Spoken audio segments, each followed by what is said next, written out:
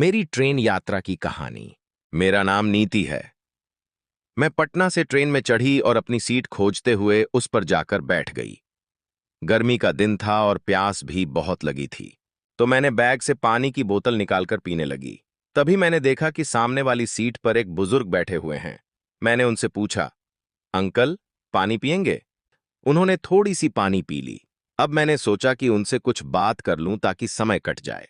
मैंने बुजुर्ग से बात करना शुरू किया। आप कहां तक जाएंगे अंकल? इलाहाबाद तक, उन्होंने जवाब दिया। मैंने ठिठोली की। कुंभ लगने में तो अभी बहुत टाइम है। उन्होंने हंसते हुए कहा, वहीं तट पर इंतजार करेंगे कुंभ का। बेटी की शादी कर दी है, अब तो जीवन में कुंभ नहाना ही रह गया है। अच्छा, परिवार में कौन कौन है? मैंने पूछा। कोई नहीं, बस बेटी थी, पिछले हफ्ते उसकी शादी कर दी, उन्होंने बताया। अच्छा, दामाद क्या करता है? मैंने पूछा।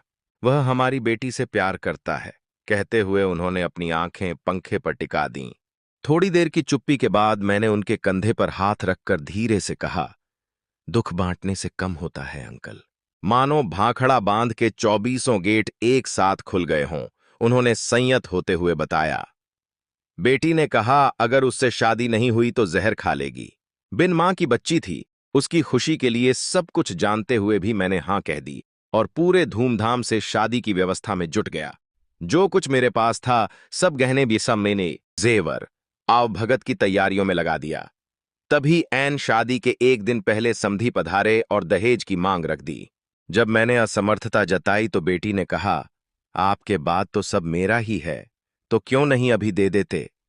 तो हमने घर और जमीन बेचकर नगद की व्यवस्था कर दी। सब कुछ तो उसका ही था, बेवकूफ लड़की। आपको मना करना चाहिए था, कह देते आपके मरने के बाद सब बेचकर ले जाए।